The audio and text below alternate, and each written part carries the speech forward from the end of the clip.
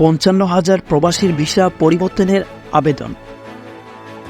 শ্রমিক সংকট ও শ্রমিক ব্যয় কমাতে গৃহকর্মী ভিসা থেকে প্রাইভেট কোম্পানি ভিসার পরিবর্তনের সুযোগ দেওয়া হয়, যা স্থানীয় বাজারে শ্রমিক সংকট ও ঘাটতি পূরণে উল্লেখযোগ্য অবদান রাখবে বলে মনে করে দেশটির সরকার।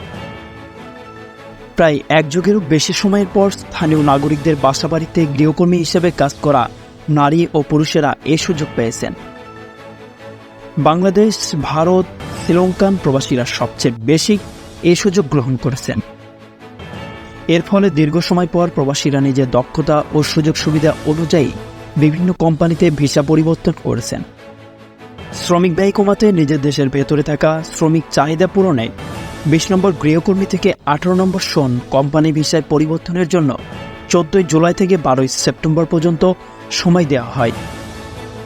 নির্দিষ্ট সময়ের মধ্যে বিভিন্ন দেশের প্রায় 55,000 গৃহকর্মী শ্রমিক ভিসা পরিবর্তনের জন্য আবেদন করেন। প্রবাসী বাংলাদেশি আবু সাদেক বলেন, 2016 সালে গৃহকর্মী ভিসায় আসার পর বিভিন্ন জায়গায় কাজের সুযোগ পেলেও করতে পারিনি। এ সুযোগ দেওয়ায় আমি একটি ট্রাভেল এজেন্সিতে ভিসা পরিবর্তন করেছি।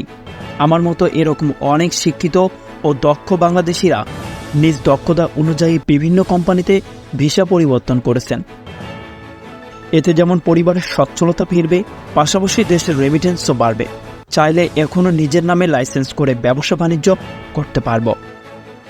অপর এক প্রবাসী মোহাম্মদ রুবেল হোসেন বলেন, আমি 20 নম্বর গৃহকর্মী থেকে ট্যাক্সি কোম্পানিতে ভিসা পরিবর্তন করেছি।